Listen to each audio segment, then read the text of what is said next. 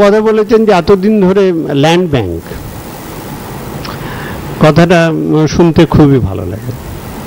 আমরা একটা পরিকল্পনাও করেছি, কিন্তু ব্যাংক মানে কি, টাকাটা জমা রাখবেন, তার মানে জমিটা সরকারের কাছে থাকবে, সরকারের কাছে জমিটা থাকবে।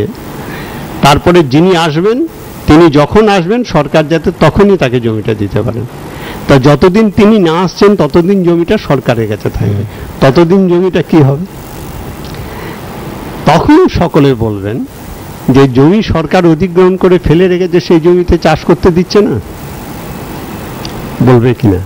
যেমন ধরুন আমি একটা ছোট্ট উদাহরণ বলি, বোলপুরে সরকারে একটা জমি আমরা একটা ইন্ডাস্ট্রিয়াল পার্ক করার জন্য নিয়েছি।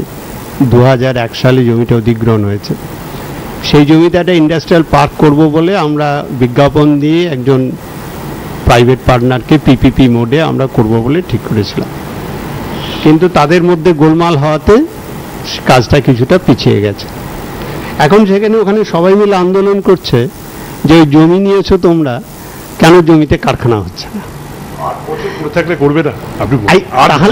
তাহলে এই আমি ঠিক এই কথাটাই বলছি, তাহলে প্রশ্নটা হচ্ছে যে কালকে আপনি যখন আমাকে বলছেন যে যে জমি এই যে ফলতাতে ইন্ডাস্ট্রিয়াল এস্টেট করা হয়েছে, বেশিরভাগ জমি বন্টন হয়ে গেছে, ওনার হয়তো সবটা জানা নেই, কারণ কিছু কিছু জায়গায় কারখানা শুরু হবে, কিছু কিছু জায়গায় কারখানা হয়তো অন্য কারণে ব্যবহার হবে, আর কিছু অন্য পরিকাঠামো তৈরি করতে হবে বলে খালি জমি রাখা হয়েছে।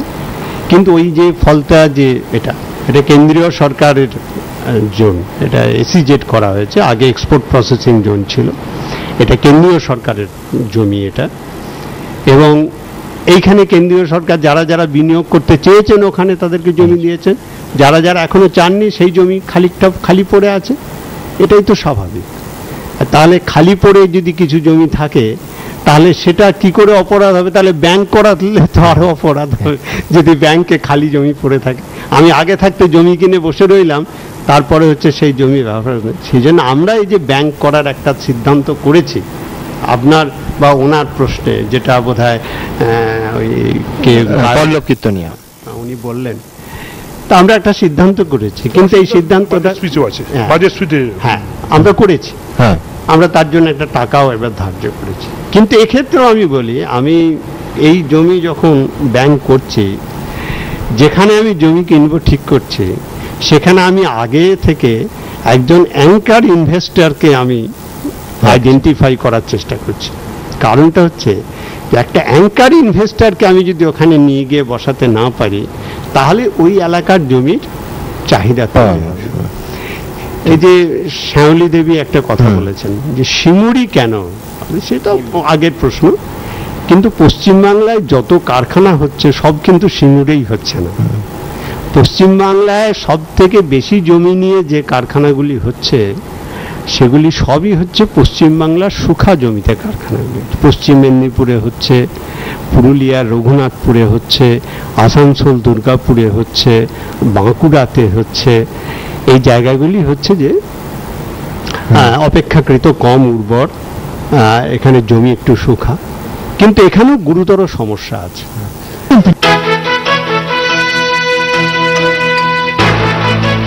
আপনারা দেখছেন মুখোমুখি, নিরুপম সেন। আমরা আলোচনার একেবারে শেষ পর্যায়ে চলে এসেছি। আপনি বলছিলেন জিন্দালদের কারখানার কথা, এবং এমন জমিতে কারখানা হওয়ার কথা নিরুপম বাবু যেটা উর্বর জমি নয়। এইটা বিরোধী নেত্রী জিন্দালদের কারখানা নিয়ে একটি মন্তব্য করেছেন সম্প্রতি, দেখব। আল্লাহ শিল্প করতে এলো, কই আমরা তোকে বাধা দিইনি, লাল ঝান্ডায় মুড়ে শিল্প হলো। যেদিন মুখ্যমন্ত্রী উদ্বোধন করতে গেলেন সেই দিন থেকে বন্ধ, খোঁজ নিন। আমি যদি মিথ্যে কথা বলি আপনারা আমায় বলবেন, আমি রাজনীতি ছেড়ে দেবো। If I am wrong you can ask this question to me.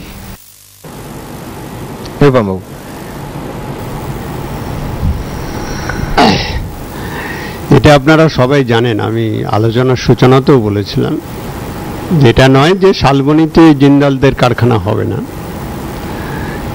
জিন্দালদের কারখানা শালবনীতে হবে, এখনো পর্যন্ত সেটা স্থির আছে। তবে কারখানা হতে একটু দেরি হচ্ছে। দেরি হওয়ার একটা কারণও আছে, যুক্তিসঙ্গত কারণ, যেটা আমাদের উপলব্ধি করতে হবে।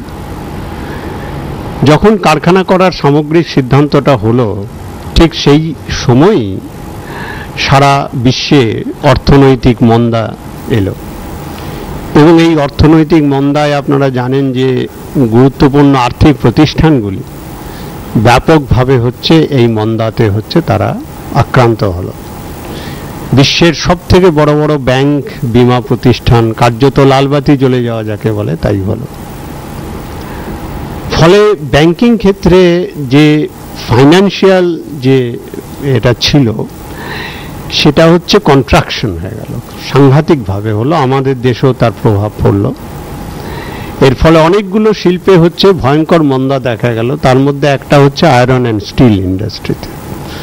একটা সময় আয়রন অ্যান্ড স্টিল ইন্ডাস্ট্রিতে আমাদের একটা খুব দ্রুত গতিতে আমাদের দেশে বিকাশ হচ্ছিল, এবং তার পুরো সুযোগ আমাদের রাজ্য আমরা গ্রহণ করেছিলাম, কারণ আমাদের রাজ্যে সব থেকে বেশি বিনিয়োগের প্রস্তাব এসেছিল আয়রন অ্যান্ড স্টিল ইন্ডাস্ট্রিতে, লৌহ ইস্পাত কারখানায়, এবং জিন্দালদের প্রকল্প সেই রকমই একটি প্রকল্প। কিন্তু যে সমস্যাটা দেখা গেল সেটা হচ্ছে ওনাদের ওই যে ব্যাংকের কাছ থেকে ফাইন্যান্স পেতে ওনাদের কিছুটা সমস্যার মধ্যে পড়তে হয়েছে।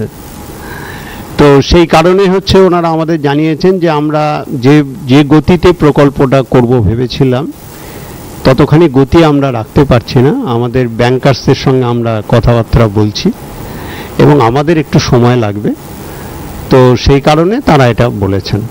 আমি মনে করি যে কথাটা খুবই যুক্তিসঙ্গত, কারণ এটা তো পশ্চিমবাংলায় আমার আপনার বিষয় নয়, এটা তো সারা বিশ্ব জুড়ে ঘটছে এবং এটা তো প্রত্যেকে প্রত্যক্ষ করছেন। এবং অর্থনীতির মন্দা যে শিল্পের উপরে তার যে প্রভাব পড়বে এটা তো যুক্তি দিয়ে বোঝানোর কোনো ব্যাপার না, এটা তো সবাই অনুভব করছেন। আপনারাও অনুভব করছেন বিজ্ঞাপন যদি কমে যায়, পরের দিন আপনারা ভাবছেন যে বিজ্ঞাপন কমে যাচ্ছে কেন, তার কারণ হচ্ছে মন্দার প্রভাব আসছে। সুতরাং এই মন্দাটা আজকে আমাদের রাজ্যে সারা দেশেও হচ্ছে আমাদের শিল্পের অগ্রগতির হারকে মন্থর করেছে। কেন্দ্রীয় সরকার নিজে স্বীকার করছেন যে ওনারা আগে ভেবেছিলেন যে আমাদের দেশের অগ্রগতির হার 2 সংখ্যা অর্থাৎ 10% টাচ করবে, কিন্তু এখন যা দেখা যাচ্ছে যে 5% কাছাকাছি থাকবে বলছেন। আজকে প্রধানমন্ত্রী মনমোহন সিং আপনি যে প্রেস কনফারেন্সের কথা বললেন সেখানে তিনি ভাবছেন যে আগামী কয়েক মাস পরে এই মন্দার পরিস্থিতি খানিকটা কাটবে। সুতরাং আমাদের সেটা বুঝতে হবে, শিল্প গড়ে ওঠার বিষয়টা কেবলমাত্র সরকারের ইচ্ছা অনিচ্ছার উপরে নির্ভর করে না। যখন বেসরকারি বিনিয়োগী প্রধান, যখন সারা পৃথিবীটাতে আজকে কম্পিটিটিভ ইকোনমির কথা বলা হচ্ছে, ফ্রি ইকোনমি বা লিবারেটেড করার কথা বলা হচ্ছে, তখন এই ধরনের কথা হচ্ছে যে সাধারণভাবে মানে কোনো যুক্তির দ্বারা দাঁড় করানো যায় না। কিন্তু এটা সত্ত্বেও আমি আপনাদের এইটা বলি যে যতজন শিল্পোদ্যোগী এই রাজ্যে শিল্প গড়ার প্রস্তাব নিয়ে আমাদের কাছে এসেছেন তারা কেউই কিন্তু তাদের প্রস্তাব থেকে সরে যাননি। তারা যেটা বলেছেন সেটা হচ্ছে যে সামগ্রিক এই যে পরিস্থিতি, এই পরিস্থিতিতে তাদের হয়তো কিছুটা সময় বেশি লাগবে, সে সময়টুকু তাদের দিতে হবে।